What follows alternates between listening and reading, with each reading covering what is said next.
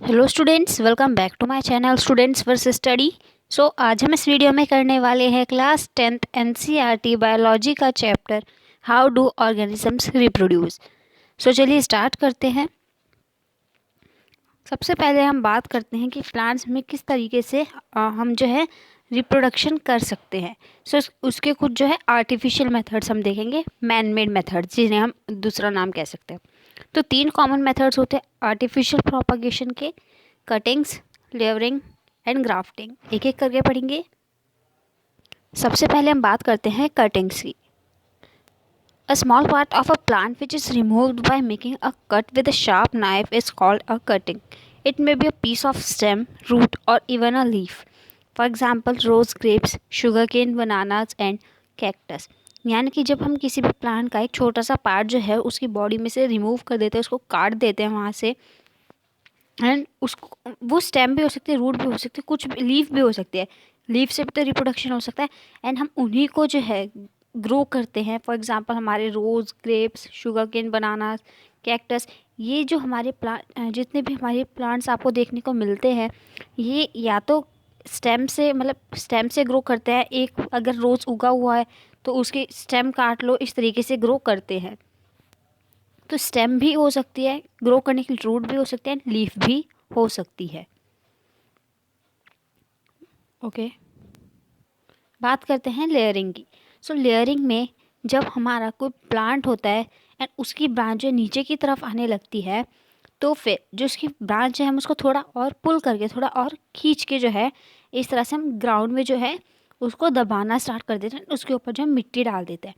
फिर मिट्टी डालने के बाद वो जो हमारे एक वो जो हमारी एक अलग से ब्रांच निकली हुई है, ये अपने आप में एक प्लांट में कन्वर्ट हो जाएगी। एंड जब ये प्लांट में कन्वर्ट हो जाएगी तो हम यहाँ से जो इसका ये ब्रांच निकली हुई है इसको इधर से काट देंगे। तो ये एक इंडिविजुअल ये एक इंडिविजुअल जो है प्लांट बन चुका है। ये किस में देखने को मिलता है हमें? स्ट्रॉबेरी, जैस्मिन, गुआवा, इन सब वालों में। बात करते हैं ग्राफ्टिंग की। सो ग्राफ्टिंग में हमारे किन्हीं भी दो प्लांट्स की कैरेक्टरिस्टिक अगर हमें एक प्लांट में चाहिए तो हम एक पार्ट एक प्लांट का एंड दूसरा पार्ट दूसरे प्लांट का जो है उनको लेके एंड हम उनको जो है इस तरीके से जोड़ सकते हैं, जिसकी वजह से हमारे दोनों प्लांट्स के कैरेक्टरिस्टिक जो है एक ही प्लांट में हमें देखने को मिलेंगे। फॉर एग्जाम्पल ये होता है हमारा एप्पल, पीच, एप्रिकोट, पियर, इन सब के प्लांट्स में। अब हम बात करते हैं टिश्यू कल्चर की। तो टिश्यू कल्चर में अब हम बात करते हैं टिश्यू कल्चर की। तो टिश्यू कल्चर में नाम से ये पता चल रहा है कि किसी भी प्लांट का प्रोडक्शन करने के लिए हमें उस प्लांट का टिश्यू चाहिए, या फिर हम कह सकते हैं सेल चाहिए। उसको जो है उस प्लांट के बॉडी से जो है हमें टिश्यू जो है रिमूव करना पड़ेगा, जिससे कि हम दूसरा प्लांट जो है प्रोड्यूस कर सके। फॉर एग्ज़ाम्पल ये हमारा कैलस है।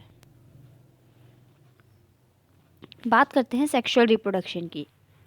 तो सेक्शुअल रिप्रोडक्शन जो है, Sexual reproduction takes place by the combination of special reproductive cells called gametes. Sexual reproduction करने के लिए हमें कुछ स्पेशल रिप्रोडक्टिव सेल्स की ज़रूरत है, जिन्हें हम गैमेट्स बोलते हैं या फिर जर्म सेल्स भी आप कह सकते हो। तो गैमेट्स जो है वो दो तरह के होते हैं, male gametes and female gametes.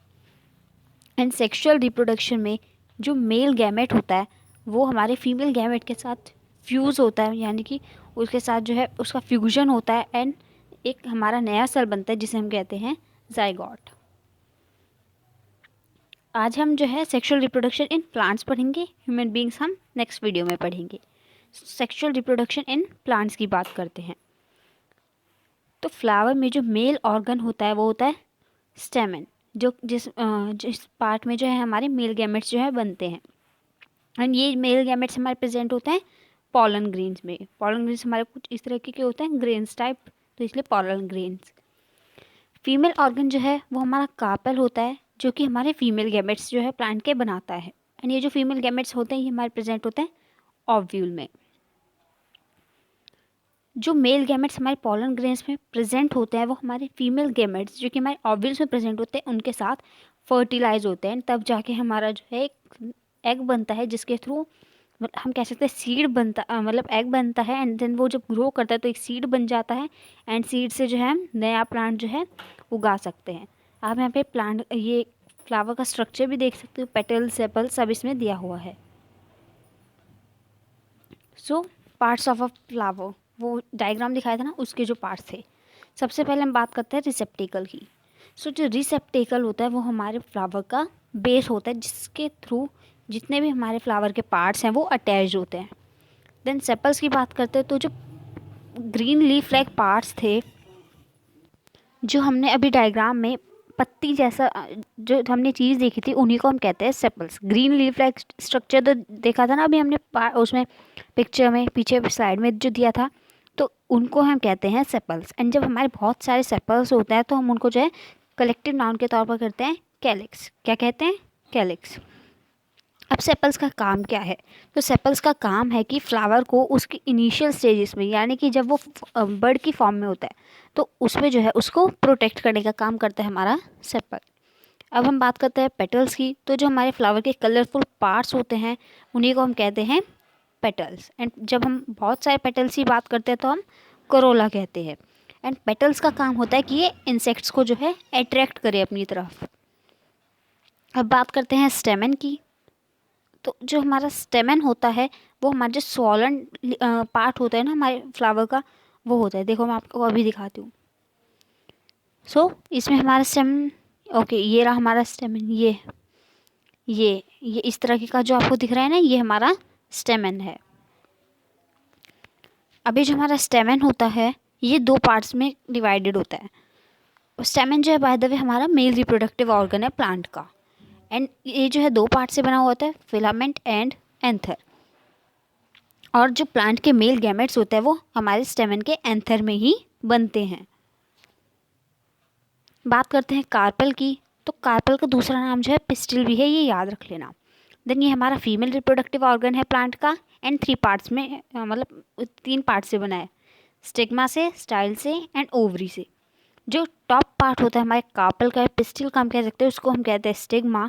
And इसका काम होता है कि ये पॉलन ग्रेन्स को जो कि एंथर से आए हैं स्टेमन के, उनको जो है रिसीव करे। देन स्टाइल जो होता है हमारे एक ट्यूब होता है जो कि हमारे स्टिग्मा एंड ओवरी को कनेक्ट करता है। जो प्लांट के फीमेल गैमेट्स होते हैं वो बनते हैं हमारे कार्पेल की ओवरी में। कहाँ बनते हैं? ओवरी में।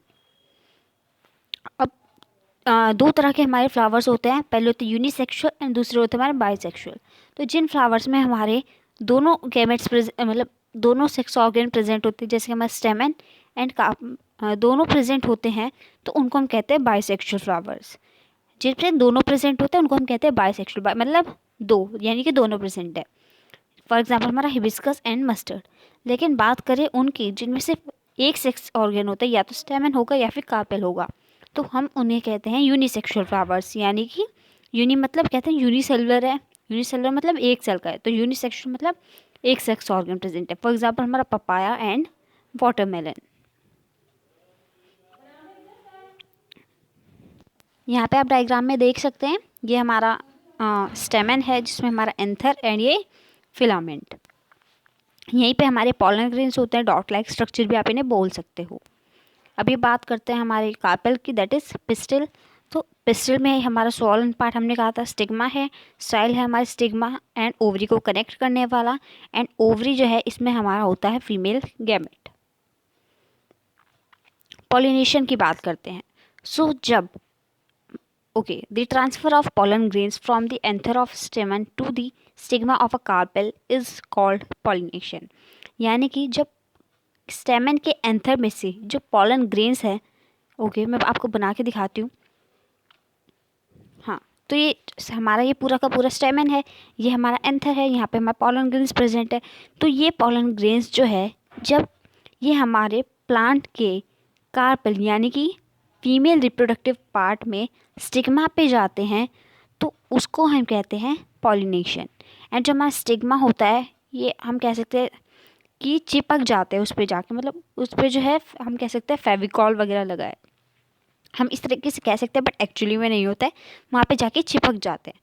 तो पॉलिनेशन जो हमारे इंसेक्ट से भी हो सकता है, इंसेक्ट जब बैठते हैं एंड दूसरे प्लांट पे जाते हैं तो इस तरीके से, विंड, बर्ड्स, वाटर, सब से हो सकता है। अब जो हमारा पॉलिनेशन है वो 2 टाइप्स का होता है, self pollination and cross pollination.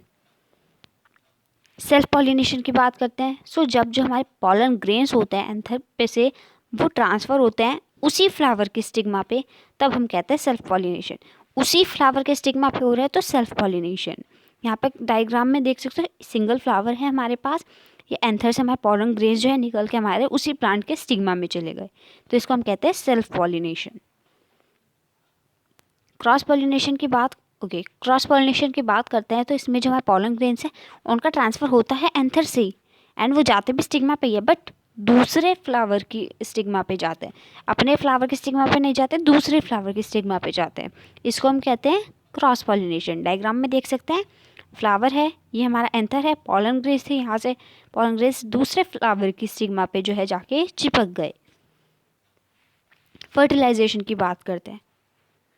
जब हमारा जो पॉलन ग्रेन है वो स्टिग्मा पे जाके गिरता है, तो वो